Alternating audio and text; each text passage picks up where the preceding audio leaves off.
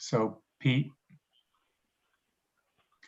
it looks like we're Yes, sir. already streaming. Are we good to start right at 8? Yes. Yep, we have the first applicant is here. The applicants for the second request will be logging on a little late due to an earlier meeting they're involved with. So let me get feedback. Neil, are we ready to go? Yep, you're all set to go, Pete. Okay. All right. Okay, Chair, take it away. All right. My computer now says 8. So good evening and welcome to the September 10th meeting of the City of Kalamazoo Zoning Board of Appeals, a volunteer advisory board appointed by the City Commission. Tonight's meeting is being held electronically and is being streamed live on the city's Facebook page and YouTube channel. Pete, are there any announcements or changes to the original agenda? There are no announcements or changes to the agenda for tonight. Okay. We'll move on to the acceptance of last month's July or August minutes. Is there a motion for acceptance of the minutes?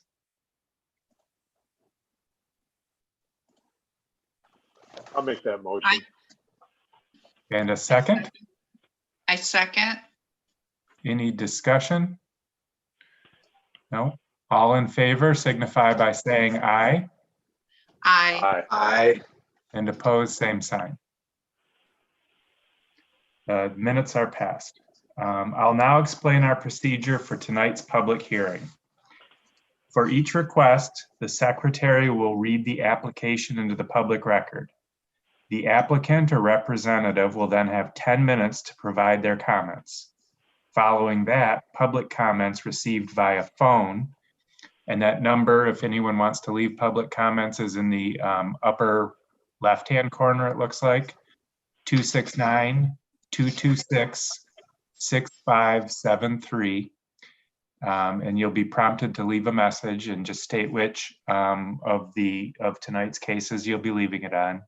Again, that number is 269-226-6573.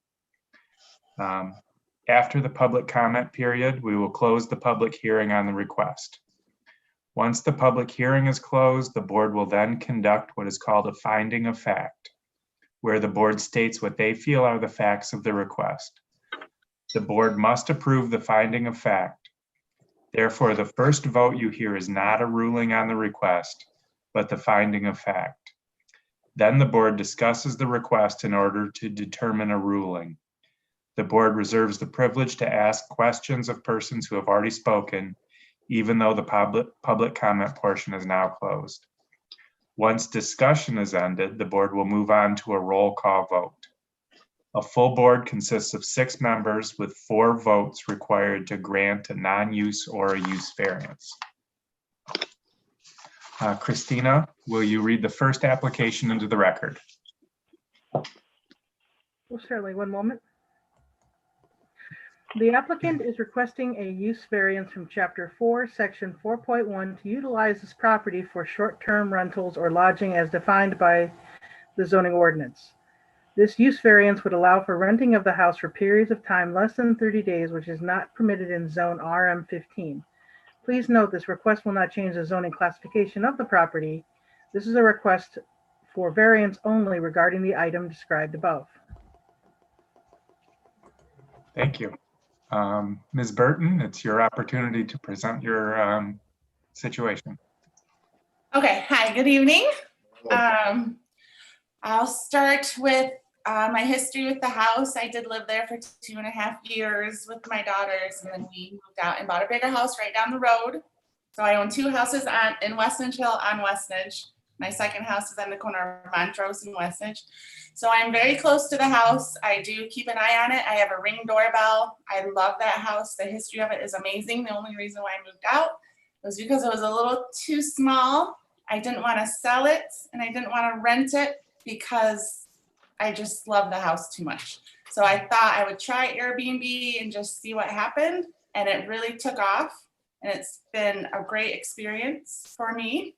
I really enjoy doing it. It's my main source of income right now. I'm also a realtor, but I'm more involved in investment properties than getting lots of clients.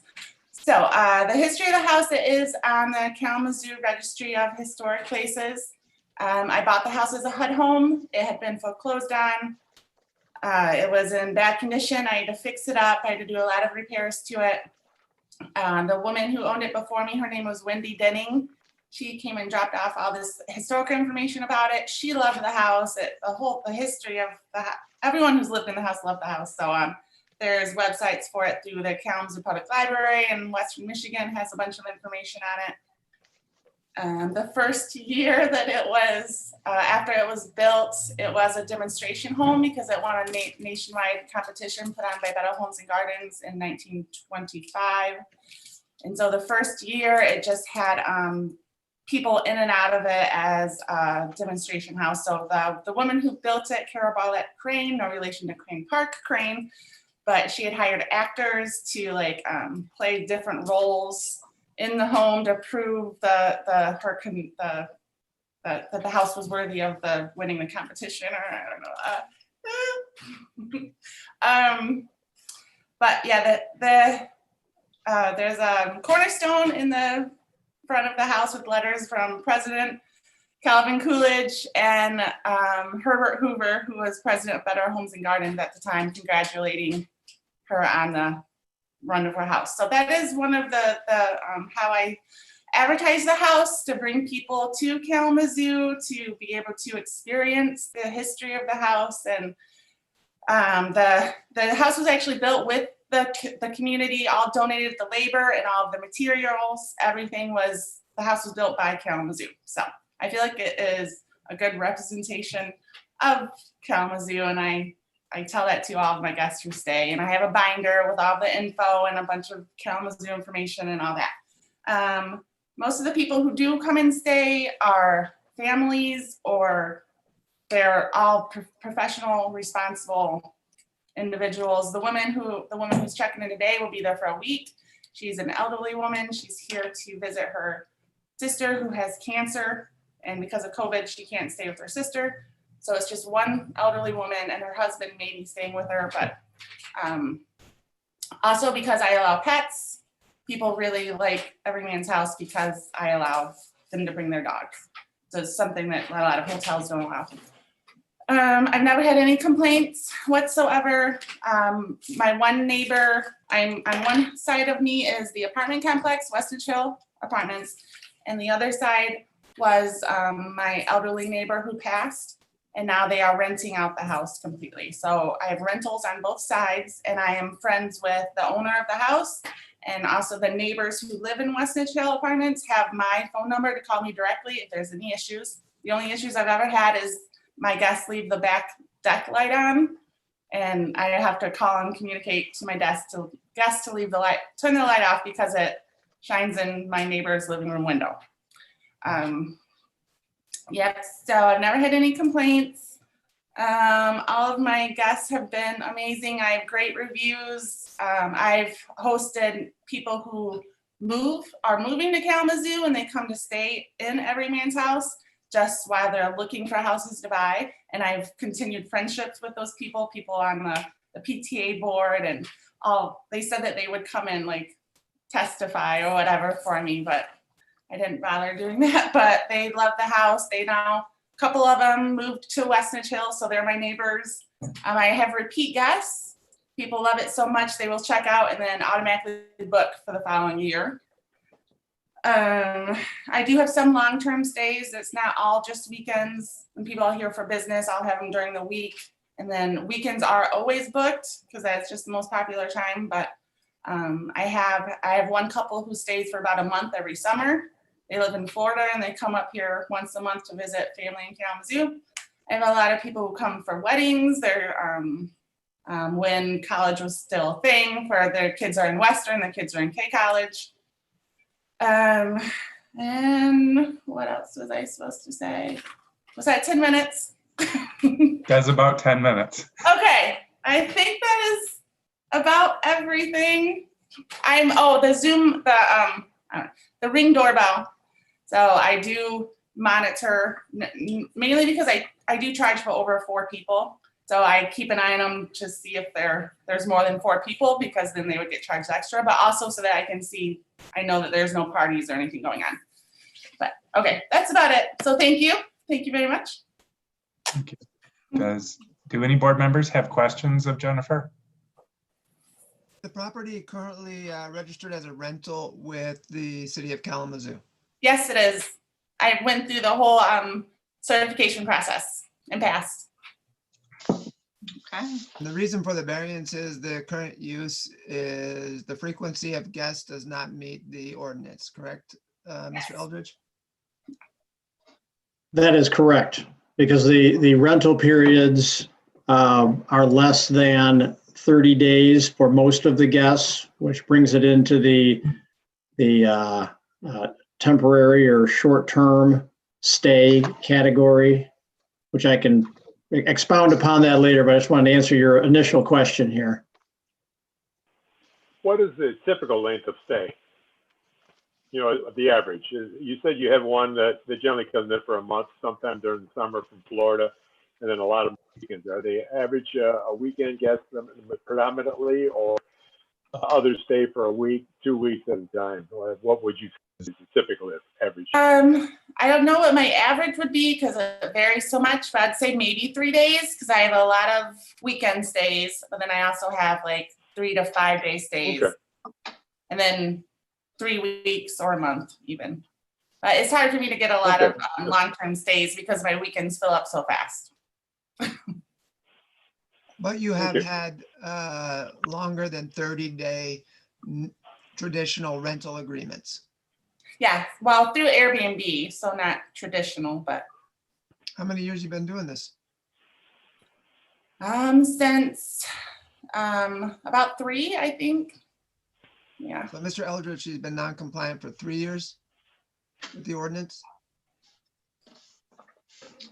Well, all I can say to that is we weren't tracking and monitoring short-term rentals like we have been for the last year and a half, going back 3 years. And Ms. Burton, you mentioned you had one, was it a couple that comes back every year and stays for an extended period of time? Yes, they do. They get the mail forwarded and everything. And that one, I believe, is over 30 days. Mhm. Okay. Why, I mean, just kind of give me some insight to the city. Why the pressing need to look into these short-term rentals over the past year? Well, the pressing need was really the complaints that the city was getting about groups of young people coming to town to do, microbrewery, tours and bar hops and other things, and occasionally throwing house parties and being disruptive to the residents nearby. So it really was a reaction to complaints received. And then there was also questions raised about the occupancy, like in the RS5, the single dwelling zone district, we do have occupant limits, unrelated adult limits, I should say, which have been put in place because of these student rentals spreading from campus. And we were finding that a lot of these short-term rentals were not registered as rental properties with the city, and also they were over-occupied for the zone district they were located in. So it was complaint-driven to shorten my response. Perfect. All right, that's exactly what I need. And when you say, Jennifer, that you live next door, or you live nearby, I mean, how far are we talking? Like, are we talking 15 feet? Are we talking 1 mile? 3 blocks. 3 blocks? Yeah. Gotcha.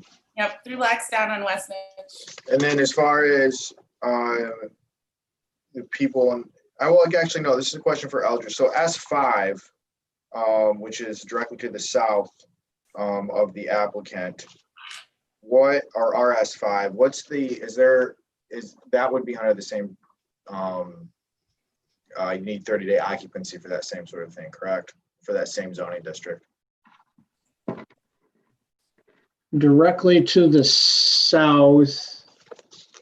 Yes, yeah, that, Okay. well, these are all residential zone districts, and these are considered detached dwelling units, or in the case of the neighbor's house, it's a duplex.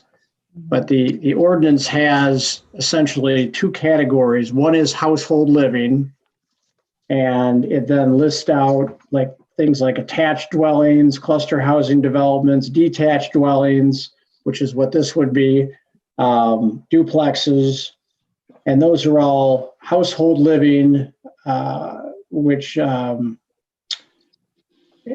indicates occupancy of the dwelling and use by a household with tenancy arranged on a month-to-month or longer basis. So if we're less than month-to-month, then we go into the lodging category of the ordinance, which is bed and breakfasts, hotels, and motels. So that's really the simple delineation. Our ordinance doesn't use the term short-term rental. Airbnb is really, that's the name of a company. So you wouldn't find that in an ordinance, but a lot of ordinances, have specific short-term rental or short-term. The term isn't short-term rental in our zone. Our zone is lodging. It's lodging, Okay. correct. And so the CC zone district to the, what's it, north, south, east, west, the CC district would have short-term or lodging. Yes, correct. If this was in a commercial zone district, it would be permissible. Perfect. Okay. Thank you so much. So Pete, a couple years ago, I think we had a few of these cases in order. I remember we granted one on the corner of Rose near Burr Oak, and I think it qualified as a bed and breakfast or something like that. Do you have sort of a list of what these cases we've had in recent years? Well, so that particular case was the Shelb.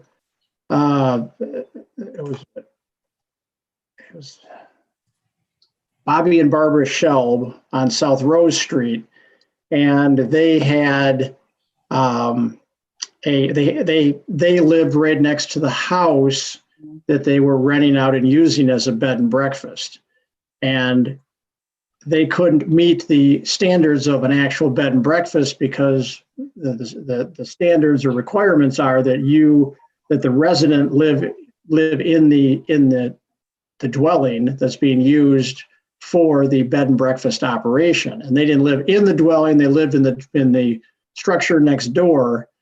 So so they were really getting a variance from the bed and breakfast provisions in that case. Okay.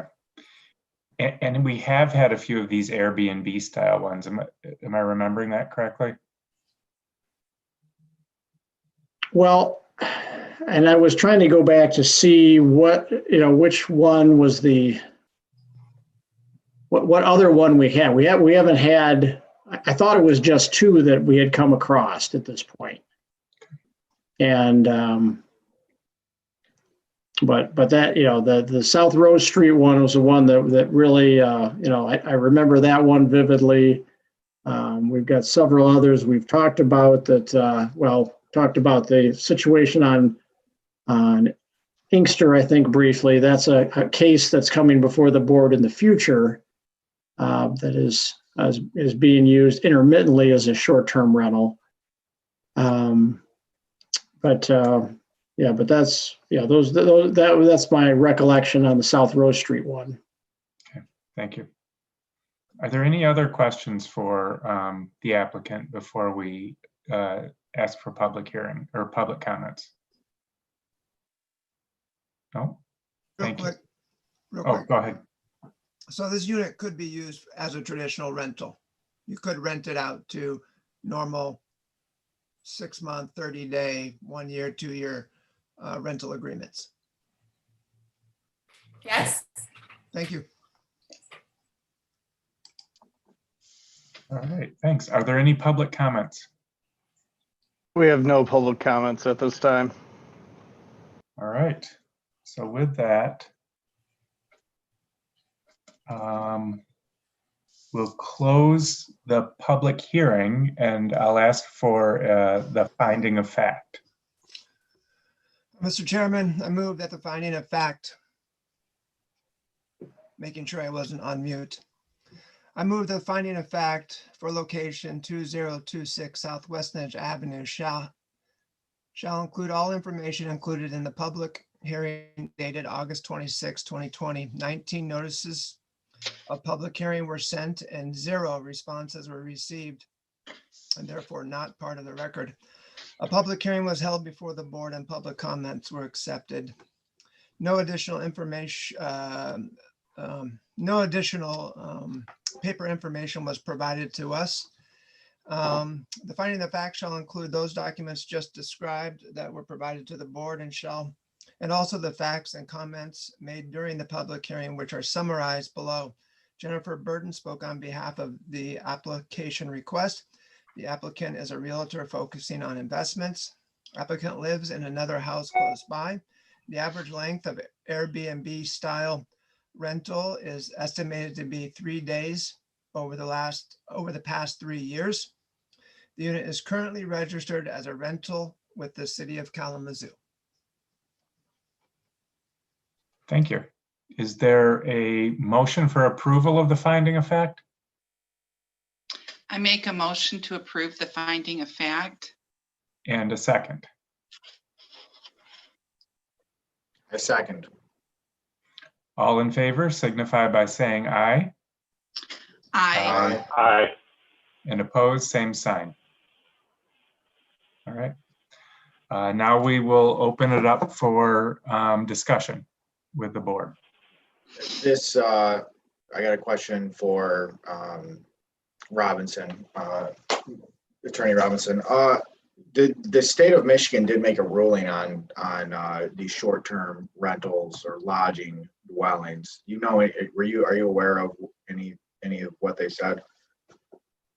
There have been several cases, and a lot of them are, and when I say several, less than a handful.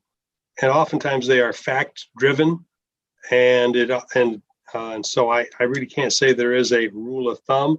I know that this has gone before the legislature, in particular the real property section and realtors in real property section of the state bar, and realtors and other people are trying to push state legislation that would authorize short-term rentals. There's been a pushback, in particular with, I would say, 2 kinds of communities: the lakeshore communities, where people have expensive homes and they want to use short-term rentals to help pay for them when they're not there. And so you have that both on the east and west coast of the state. The other are college towns, and that's probably where Kalamazoo falls in. I don't know that we've had such a problem, but I know that East Lansing, Ann Arbor have had problems with people coming in on football weekends in particular, and basically making a nuisance of themselves in the neighborhood. Kalamazoo had a little experience of that because success of the football team a few years ago, we saw some of that here in Kalamazoo, but with the Broncos kind of returning to their usual Midland ways of football, we haven't had such a problem with that of late, except perhaps on homecoming weekend. That more than answers my question. Thank you. As far as my statements go, it's the applicant lives literally within walking distance of the house. Worst case scenario, both of her cars break, and there's a thunderstorm and it's hailing, she would still be able to make it to the house. And so, in many ways, to me, this has the same functionality as an Airbnb. And that's coupled with technology. The fact that she can see who's coming in and out of the house, leveraging technology. I mean, how is that any better than her actually being there to greet them? I don't know if it is. As a matter of fact, to the tenants, it may even be better that she's not there. The most At least I want my privacy when I go show up in a new place. Also, the fact that it's slid underneath the radar for years, literally 3 years. And apparently in the past year and a half, the city's been rigorous on trying to find these things. And they've had 0 complaints. So we have 0 complaints. We have something that functions very much like a bed and breakfast. It provides an actual need for people. There are incidences when the tenants are staying there long term. She's adjacent to let's see, RS5, and she's adjacent to a commercial district. So I think that if we were to make a variance here for this particular property, I think this one makes sense. And so I will be in favor of that. Thank you.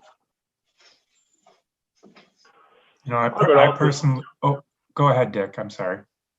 I was just going to say, I would also speak in favor from the standpoint that the house, because of the information provided, has some historical significance. And based on that information alone, I will be in support of that as well. I concur with that. I don't think historical significance has anything to do with the decision we have at hand. My house has history to it. Many of our houses have history to it. So I believe it's important and cool and interesting, and it is why it rents well, but I don't think it comes into the calculus in our decision in any way, shape, or form. It could be a museum, but there's no request to become a museum. And we don't allow Airbnb or rentals in other historic buildings downtown. So I don't see how that plays into it at all. I'm personally conflicted. My personal citizen selfish opinion is that I would like this to pass so that I could do Airbnb in my home. Okay, but that's not why I'm here today. I have a civic duty today to adhere to the ordinance and the duty put before us. And the duty put before us is to decide if this meets all 6 criteria for a variance. And the fundamental one that it does not meet is the one that reads, it's the minimum action necessary to allow this property to be used for its intended purpose. It can be used for its intended purpose, which is a single or residence where owner occupied, or for a rental. It can be rented and it can be lived in. So this doesn't meet the fundamental criteria for a variance for this property. So I'm torn between my personal wish that I could Airbnb my home, because if this passes, we're in a watershed moment. I could put in a variance for request for my house under the same conditions.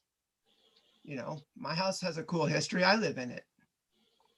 And I'm saying that jokingly, but I don't see how this meets the criteria put before us. And I have to take out my personal wishes. And I have to vote the way that the rules were put before us.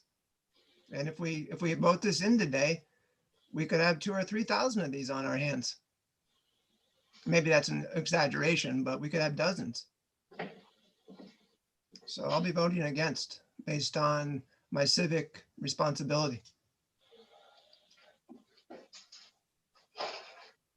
Mr. Chair? Yes. May I say something? I know you are amidst the discussion, but you know, there's attributes, you know, when in conflict, you could look at the adjacent areas around this property and those attributes, and you know, that can help with your decision. The South Westnedge apartment complex, which wraps around 2 sides of this property, is 72 units. And there's a duplex to the south, as we talked about, and across South Westnedge is Crane Park. So, you know, these other examples I pointed out where we received complaints about Airbnbs and loud parties and groups. I mean, that does not seem to be occurring at this place. Because it tends to draw an older crowd due to the historic nature. And then the other attribute I wanted to point out was that this is a major commuter corridor, Westnedge Avenue, coming into the downtown. So it's it is a little different than Mr. Carroll's neighborhood as an example. But anyways, just wanted to add that to the comments. Thank you. Thank you. Yeah, I guess I'll expand a little bit on, I'm going to be voting in favor of this. As Mr. Robinson suggested, these cases can be extremely fact specific. Pete pointed out some of those facts, the specifics of this property itself. I am persuaded that the historic nature of this house, along with its sort of being on a busy road next to an apartment complex, distinguishes this from the house that might be nestled in the middle of a block, or my house, which, while I like it a lot, it doesn't have the same sort of storied history. Additional comments? Pete, roll call vote.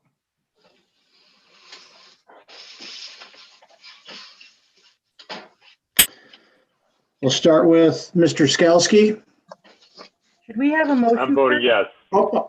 Oh, shoot, we didn't have a motion. Christina, will you do the motion, please? Thank you. No problem. It's like our job. Like, they got someone's here to make sure we make motion. What are you gonna do? So requesting a motion for the passing of the use variance from Chapter 4, Section 4.1 to utilize this property for short-term rentals or lodging as defined by a zoning ordinance. This use variance would allow for renting of the house for periods of time less than 30 days, which is not permitted in zone RM15. Please note this request will not change the zoning classification of the property. This is a request for variance only regarding the item described above. Thank you. Is there a second? I second. I'll second the motion. Okay. Okay, Pete, let's do a roll call vote now that we've done this right. Oh, I apologize. Staff should have been watching that too. Mr. Skalsky, I'm voting yes. Vanden Hamburg, Yes. Lager, Yes. Flaw, Yes. Doan, Yes. Carroll. No. The application passes and the variance is granted. So thank you.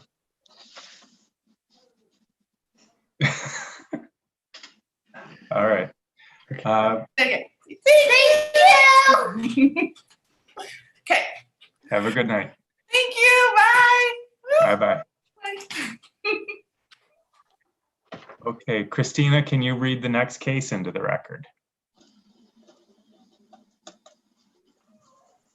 Yes, one moment. The applicants are requesting the following. 1, a use variance from Chapter 4, Section 4.2 Q3 to authorize the dwelling units on the ground floor level where retail or other commercial floor space is required on the ground floor level in Zone CC. 2, a dimensional variance from Chapter 5, Section 5.2 to authorize the construction of 101 dwelling units with 475 square feet of lot area per dwelling unit where Zone CC requires 1,350 square feet of lot area per dwelling unit. 3, a dimensional variance from Chapter 50-7.2A to authorize 176 off-street parking spaces where 111 are permitted. Please note this request will not change the zoning classification of the properties. This is a request for variances only regarding the items described above. Thank you. Mr. Ardema. Thank you. Good evening. Appreciate your time tonight. I know I was before you a couple of months back and we were looking at a house move related to this project from Park Street to Academy Street, and we got almost to the finish line there and had a couple things that fell apart and weren't able to make it happen, but we were able to salvage the house as best as possible. We were able to salvage out a lot of the historic windows, a lot of the interior finishes, the doors. lot of the hardware. We had, I think, 3 different groups that went in and did salvage work and were able to reuse and repurpose a lot of those products. So I do appreciate your support in that effort in trying to move the entire house back in June and July, but we were able to move parts of it and keep those pieces out of the landfill. So you probably have seen the site recently. The houses are now gone, and the 1960s office building at Cedar Street, 234 West Cedar, is prepped for demolition. Abatement is done there, and demolition will probably take place in the next few days on that site. So the overall project, the site's being prepared, and we are trying to move forward and move through the process accordingly. So again, appreciate your time tonight. I have a little presentation, just some slides and some photos I was going to show Pete, and I assume if I hit share screen, will that come up? You should be active. Okay. Yep. All right. Let me see if I can jump over to do that. So if I hit share screen, share. And the group see that? That's working.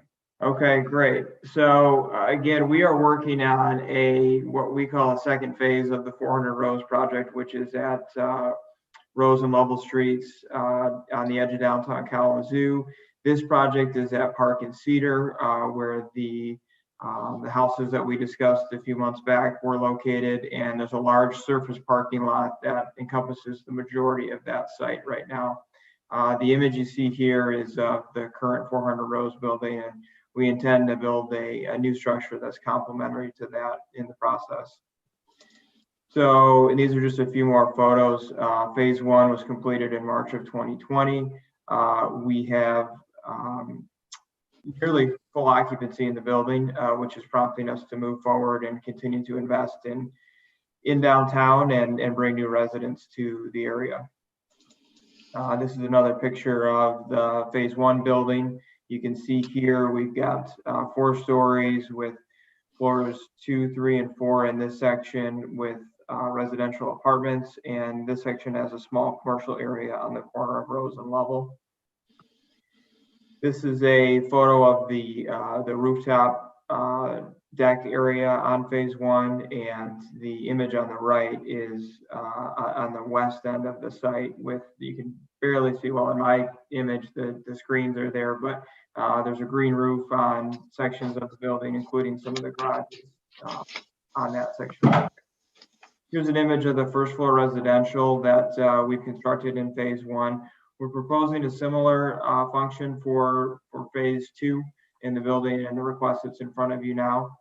We think this has worked really well as a transition between what would be the commercial core of downtown, and as we see it transitioning into the Vine neighborhood.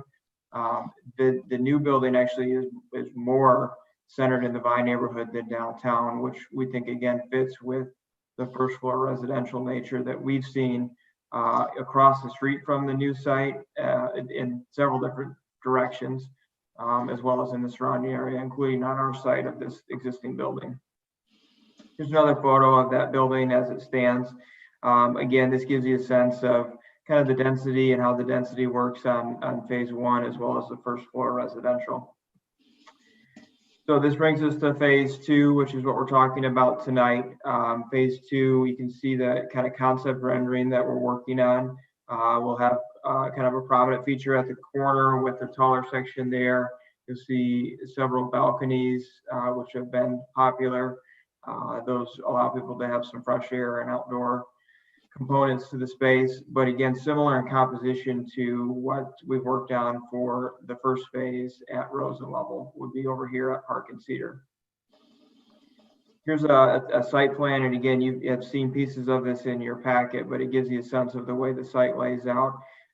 To address the parking question, we have 3 requests in front of you tonight. One is first floor residential, one is the density that we're asking for on the site, and then the third is for parking.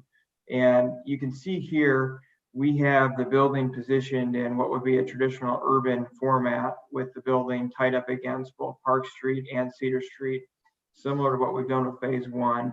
the surface parking area, which is not the entirety of all of the parking spaces, but the surface parking is pushed to the back and not visible to the public, with the exception of just the entryway, which would be shared with phase one in the middle of the block on Cedar Street, which is closest to the commercial use of Douglas and Sons across the street from it.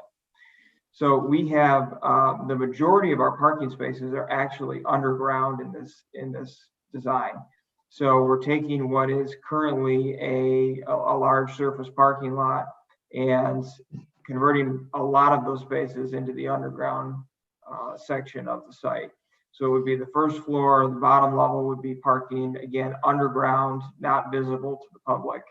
And then first floor residential use for the majority of the first floor, a small component of commercial on the what would be the east end of the building, and then apartments on floors 2, 3, and 4. The way we've calculated the parking is very specific based on what we've learned with phase one and the needs of a typical downtown resident. And this building and phase one have drawn a lot of residents from out of downtown, outside of downtown, into downtown. And as they do so, one of the items that they're looking to do is bring their car with them, with a transit system in place, but one that's maybe not as fully developed as a large urban area.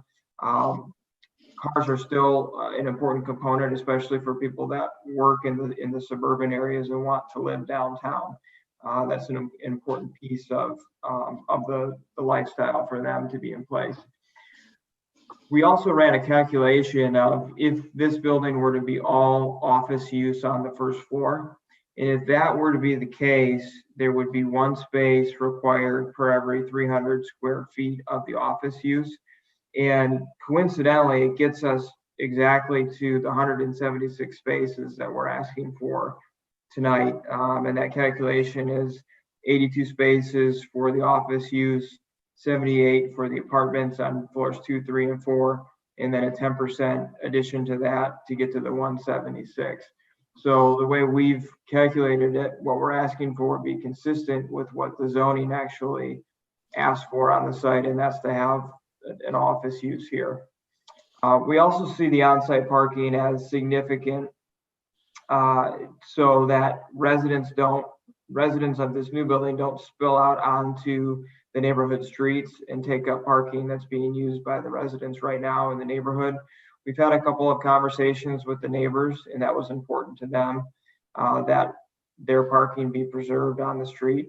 So to address that, we've built parking ratios onto the site that match phase one because we know that ratio has been working. We've also added on-street parking spaces on Cedar Street and Park Street to add to that mix for some overflow use as well. And to address the density question, again, density is similar to what we've built on phase one. We have been studying the zoning, the zoning district that's proposed for this site in the future and is in the works now through the city's planning staff would allow the density that we're proposing and would match what we already have on phase one. In addition to the first floor use, that would also be residential use that would also be permitted under the zoning. So the way we view the request is the first two, number one and number two, would both be resolved if the new zoning district was already in place, which is our understanding is in the works. And the third one, the parking, we feel is unique to the site for the reasons I've described, and as an incentive to, again, bring the type of urban density that is desired downtown to the site as well. So with that, I'd be happy to answer any questions. I also have a photo here just to show you the existing condition. You can see that surface parking lot that's there. It's a large number of spaces that have been there for several decades.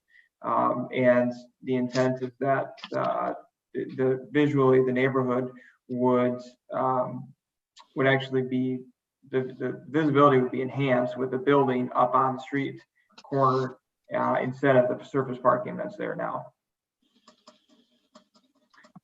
again, there's the image for the new space, and be happy to take any questions.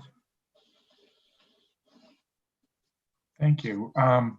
With regard to the underground parking, of the 176 spots that you request, what number of those are underground so that they wouldn't even be visible? Yeah, that's a good question. I believe I have that in the packet, and I'm pulling that up now. I think it was 112. 112? Yeah, 112 is correct. So you would have the vast majority, again, of the spaces would be fully underground and invisible to the public. And the spaces on the surface would be actually less than what's on the site now from a surface parking standpoint. And they'd be all pushed to the back and not visible from the front, with the exception of the entry drive. Nice. How many units are included in this one versus the first phase? This building is proposed for 101 apartments. The first phase Right. has 135. What about the market rate rental for these? From a price standpoint, Yes. it would be similar to They're gonna what be we have similar? now. The mix Okay. would be the mix would be a little more geared toward studio apartments. So we found a strong demand for studio apartments in phase one, and so Okay. the mix would be adjusted a bit to be a little more geared toward that studio group.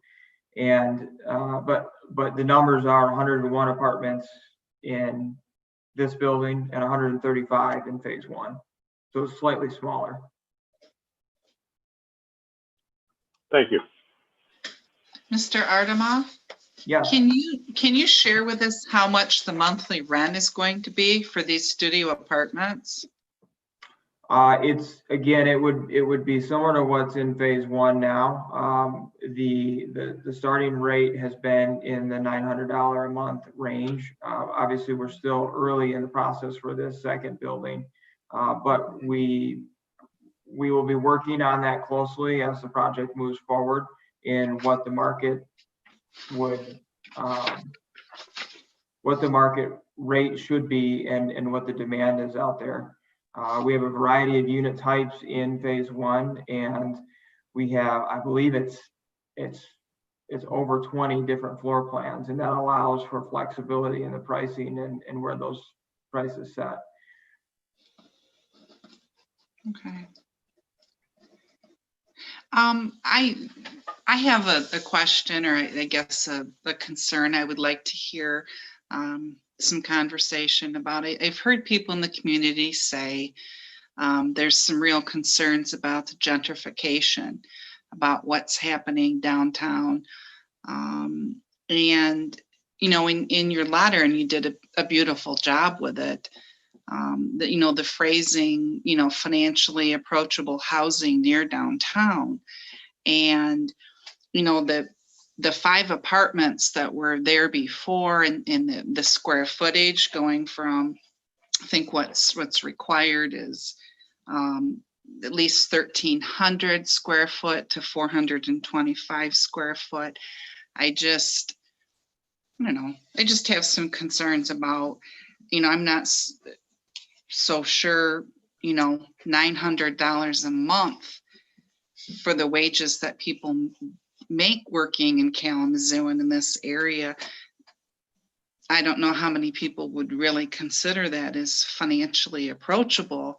And the units that were there in that apartment, I would think would be a lot less than 900, and the square footage would be bigger.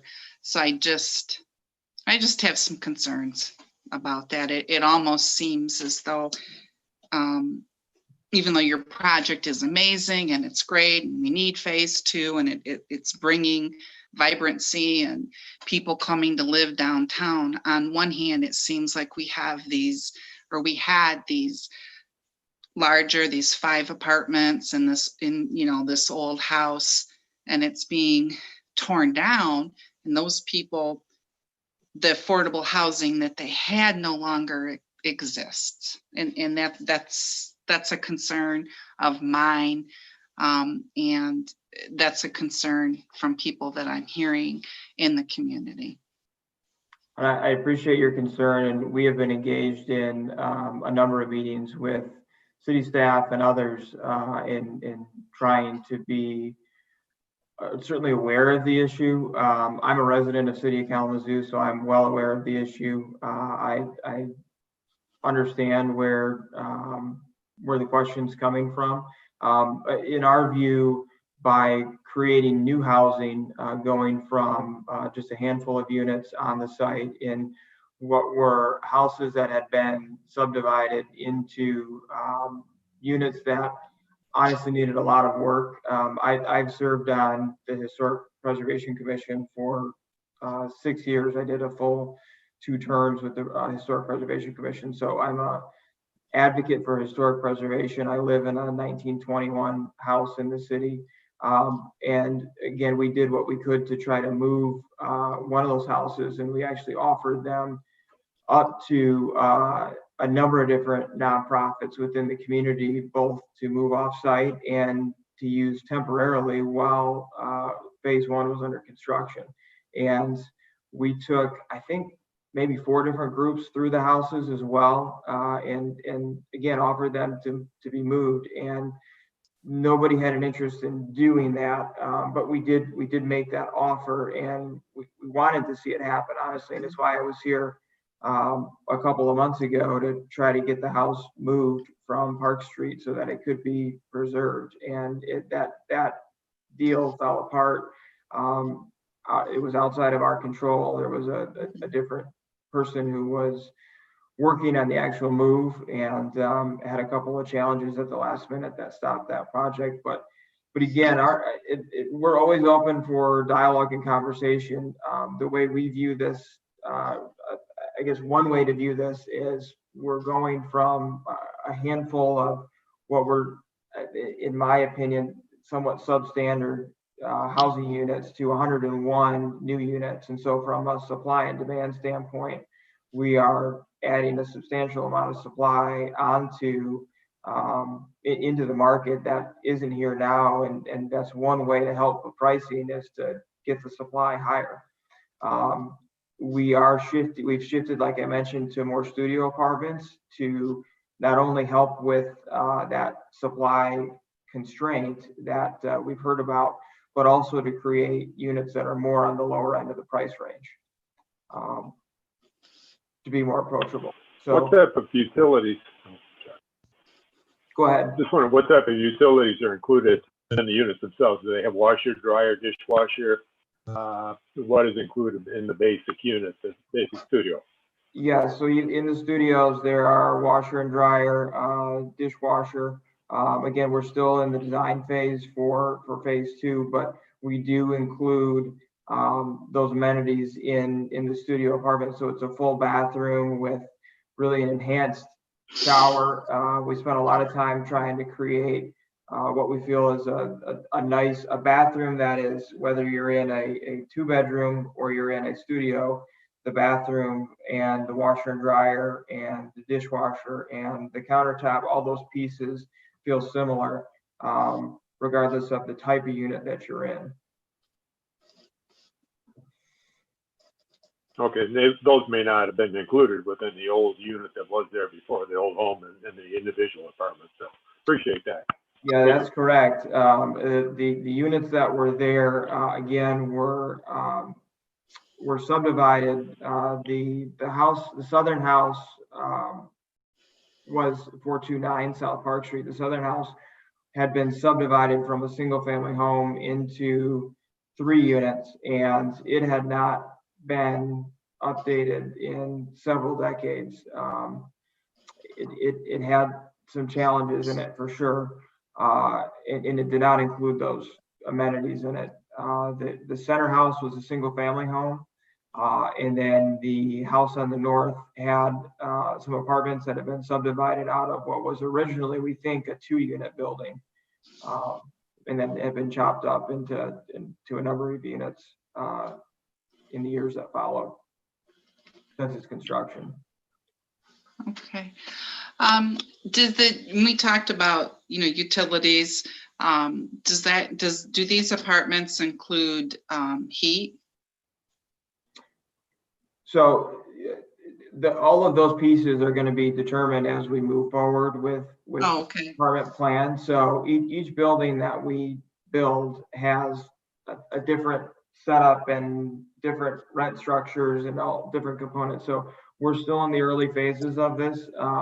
We're at this point, after we go through this meeting, we still need to go through site plan review and a number of other steps. So we haven't gotten to the level of really dialing into the rent structure, the components of what will be included and what won't be. We certainly will be doing that, and we'll be doing that with hand in hand with the city staff and others throughout the process. But we're still early and just really we've designed the site and designed the base building at this point and the number of units, which is why we're at this point. And then once we move beyond here, we'll continue that level of review and design.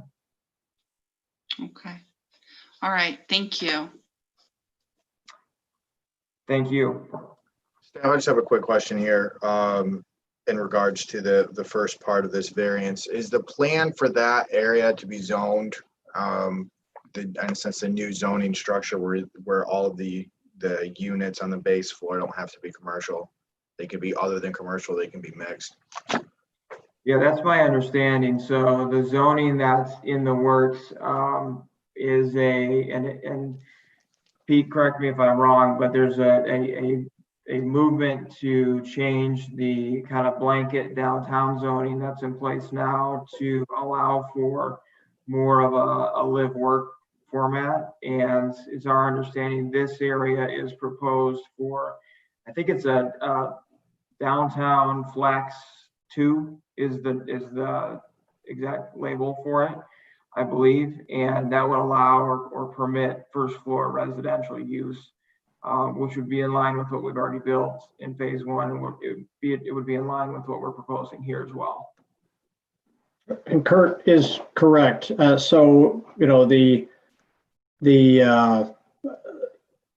study that's been underway and the citizen feedback that we've had up on the city's website for the last few weeks, it's been more than a few weeks. We've had several different exercises and surveys that we put out there, but it's basically an expansion of the boundaries of the downtown slightly, which would bring this block into the downtown, and then the commercial central business district would be broken up into D1, D2, and D3, and 3 different zone districts, so that we could provide more customized language for each segment of the downtown.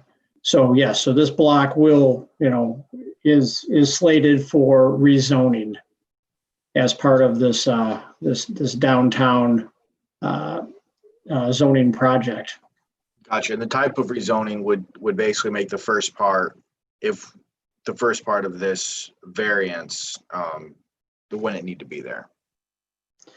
Well, I can't say that for 100%, but yeah, what we're looking at is trying to strike a balance where right now you've got the language is there's just no wiggle room. There's no allowance for residential on the ground floor as long as you have 25% commercial.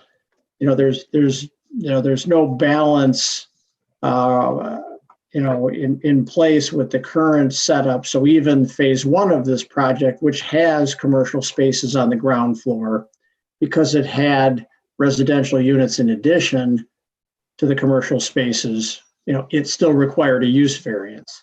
Gotcha. So yeah, but you're correct on, the zoning will change and the regulations that will apply to this block will change.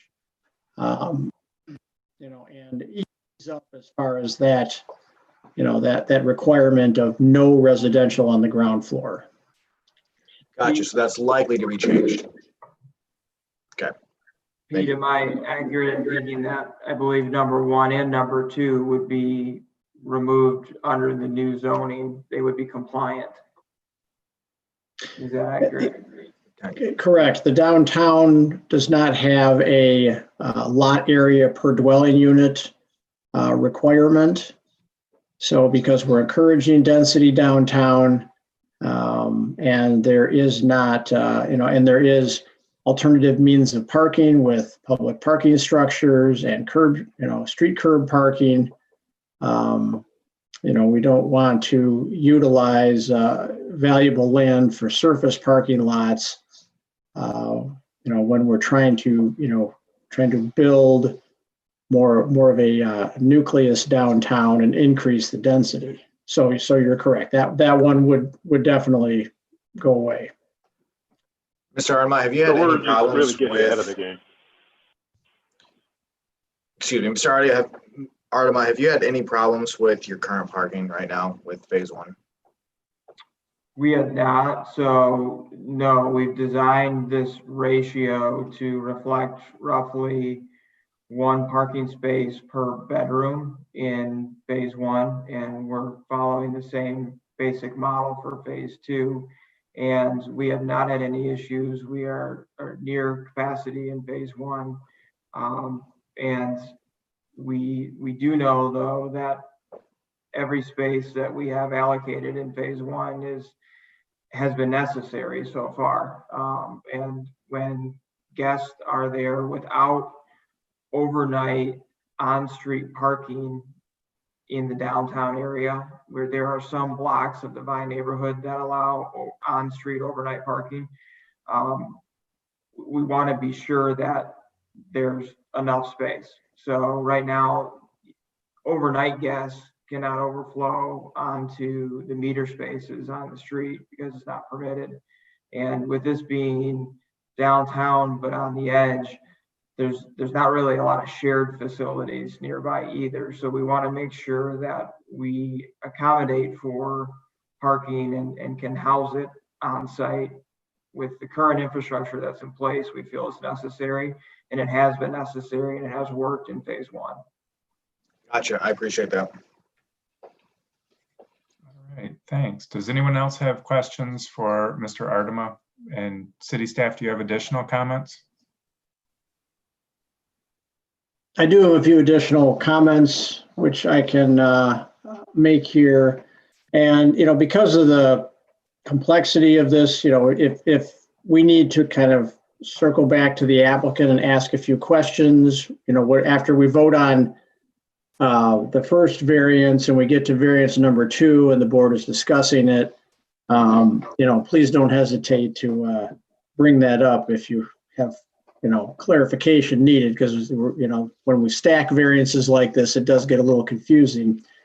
So with the first request regarding the the use of the ground floor level for residential, as it was mentioned, that the first phase of this project was before the board. It was May 10, 2018, that the Zoning Board of Appeals granted a use variance from the ground floor requirement, allowing those residential units, that are in addition to the commercial spaces for phase one. And then as we've already talked about, there is this zoning change proposed for the downtown that will include this block and will provide a new zoning designation and new regulations that apply to each of the downtown zones. So, so that first use variance for the ground floor area will be something that's being addressed. The second variance regarding the lot area per dwelling unit, as I mentioned, we are encouraging increasing the density. It's unfortunate that this property, where it's a great site for this project, it's just outside the commercial central business district. So we're dealing with the lot area per dwelling unit ratio, which is further highlighted because there's a lot of studio apartments being proposed for this. So if this was a apartment setup with a number of 4-bedroom units, then the overall unit count would be much less, even though you'd still have, probably the same amount of individuals occupying the apartment building. But in this case, there's a higher unit count, there's smaller units, and because the ordinance is very specific about lot area per dwelling unit, that kind of works against the developer here in another way. And and looking at the off-street parking, we've done a number of changes to our off-street parking regulations. And this particular property technically is in the parking exempt zone, which means they're not required to add parking. However, if they add parking, they're to add parking according to the zoning ordinance. So I want to make that clear to begin with. And then, as it was pointed out, right now there's more surface parking spaces on the property than there will be when this development is done. There'll be approximately 61 spaces at grade, and then the balance, which is, I think we talked about 112, would be below grade at the basement level. And so it actually is reducing the surface parking from what's there now, to what they're proposing with this development. And so it's and I did look at what is the available public parking in the area. There isn't a parking ramp within 1,200 feet of this building. So the closest one would be down South Street, closer to the mall, as far as a parking ramp. The other available surface parking lot, which many of the spaces may be rented out at this point, is the Central City parking lot number 20, which is behind the old fire station on Cedar Street. That only has 34 parking spaces, though. So you look around and you say, well, is there public parking available, for residents of this building? And it is very limited. So, you have that too. So it's always good to, to look at how much surface parking there is, and also look at what are the public parking options, which, frankly, they're not that good for this location, as it's on the fringe of the downtown. So those are my comments, and I can reiterate any of that when we get to those those variances that are further down the list tonight. Thank you. Okay. Well, let's open it up to see if there are any public comments, calls that came in. We haven't received any public comments for this topic. Okay. Well, with that, I'll close the public hearing and ask for a finding of fact. Beth? Oh, you're on mute.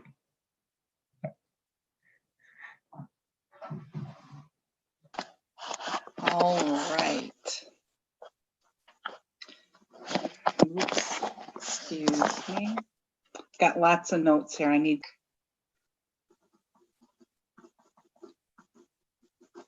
Okay. Just to clarify, for after the finding of fact is read, we just need somebody to second it, and then we can vote on it. You don't need to make a separate motion each time. Okay. All right.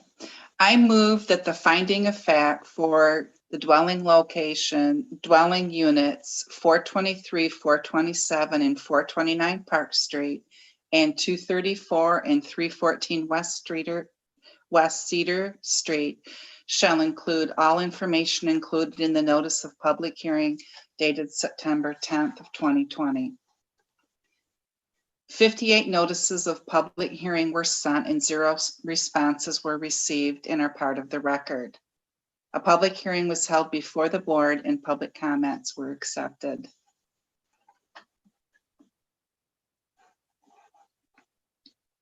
The finding of fact shall include those documents just described, along with the facts and comments made during the public hearing, and are summarized as follows.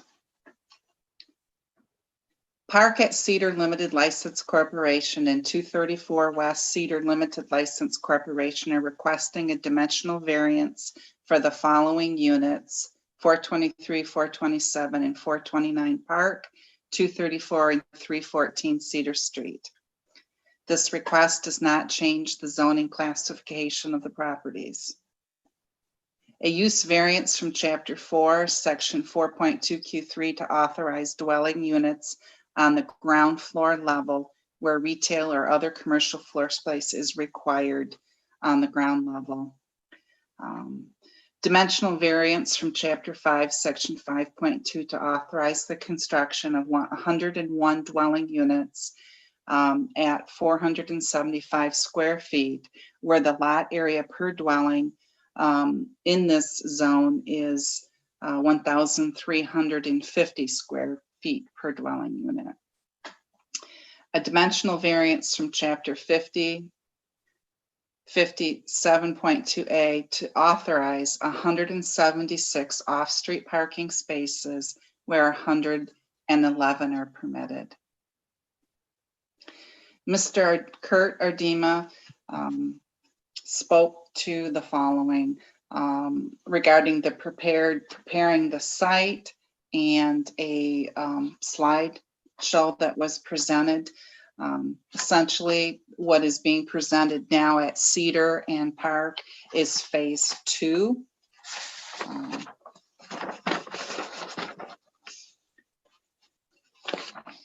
Okay. First floor residential, looking to rent these units. The transition is blending of the downtown into the Vine neighborhood. Okay. Questions about the 176 spots. How are we managing it in the garage, less surface? Mr. Skalski asked about the 135 apartments, the rent, approximately 900. Most of them are studio with over 20 different floor plans. Vanden Hamburg expressed some concern about the exchange, it seems like, between affordable housing and that with the income and people here in Kalamazoo, how many people, you know, would consider $900 a month as an affordable housing option.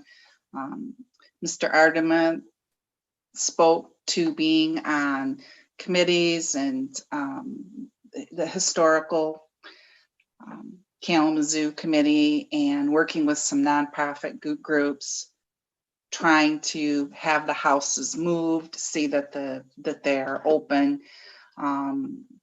to nonprofits or other people to possibly live there, but they didn't get any traction with that.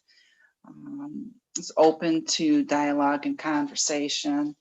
Mr. Skalski asked if utilities were included, for example, dishwasher, laundry.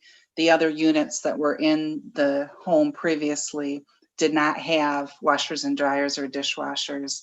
Let's talk about design blend, nice bathrooms, and nice kitchen area.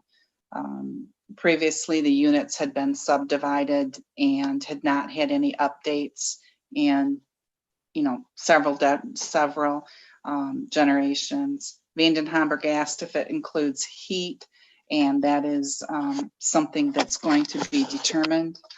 Let's see.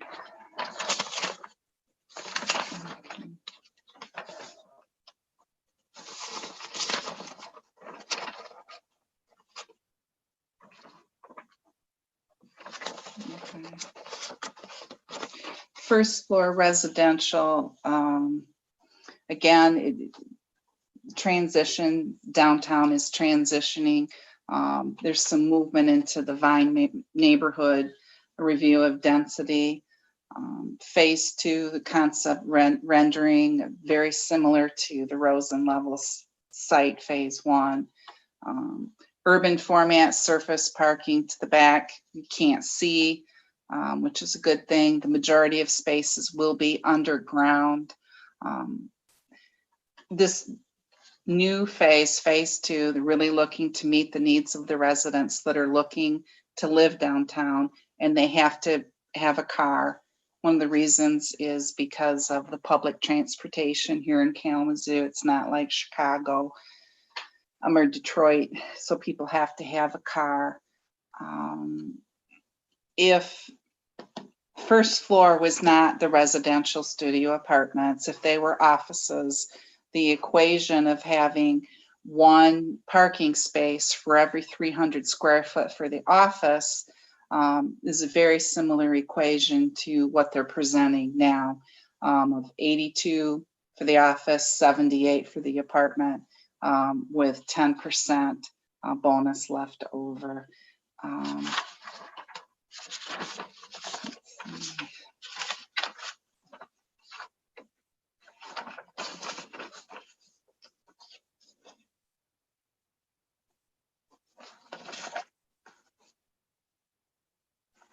Okay, there were no public comments. Let's see.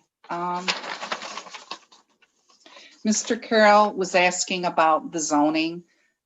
There's a lot of changes in downtown zoning, D1, D2, and D3. Mr. Carroll wanted to know if the zoning is in alignment with what is currently downtown. The answer is yes. Mr. Eldred spoke to the customization of the downtown areas and looking to meet the needs of each special segment of downtown. This phase two development is just outside the core area of downtown, so that presents a few challenges, but the variance requests for 1 and 2 as they stand today will be removed as this new zoning moves forward. Mr. Flatch asked if there were any issues with parking in phase 1. No. There is some overnight parking in the Vine neighborhood, which is close by, but by having the underground parking, that won't be an issue where they're encroaching on the neighbors if there are people with guests that need to park on Vine. Mr. Eldridge spoke to being ground floor residential in 5/10 of 2018.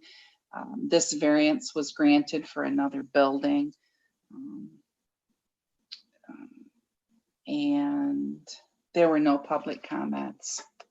And Thank you. we'll come to a close. Just quickly, just so the record's clear, I don't believe it was me asking about D1, D2.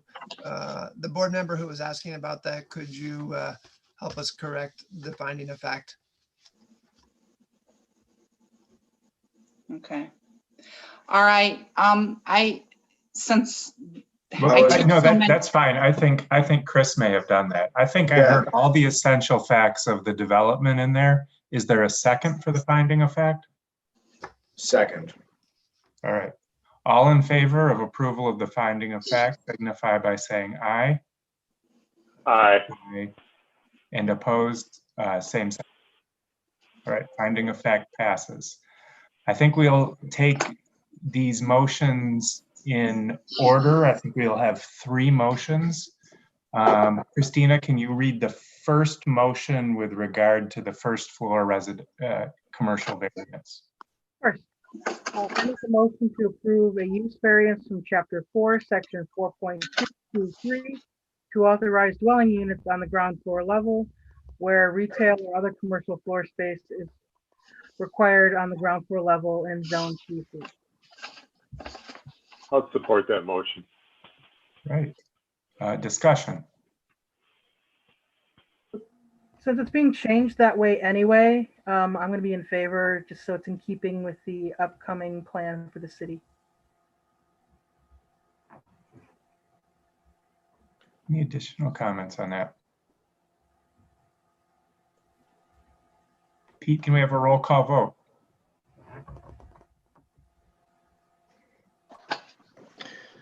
And this roll call vote is for the first variance, the use variance regarding the use of the ground floor level of the building. We'll start with Mr. Carroll, Yes. Doan, Yes. Flaw, Yes. Lager, Yes. Vanden Hamburg, Yes. Skalsky. Yes. Very good. The first part of the request passes. Christina, can you read the second part as a separate motion into the record? I make a motion for the approval of dimensional variance from Chapter 5, Section 5.2 to authorize construction of 101 dwelling units with 475 square feet lot area per dwelling unit, where CC zone requires 1,350 square feet of lot area per dwelling unit. Is there a second? A second. All right. Discussion on part 2. I'm going to be in favor of this portion of it as well. I think really for the same reason Christina said, this is where the city is proposing that zoning goes. Moreover, I mean, we do have a supply shortage of housing in Kalamazoo, and density is a good answer to that.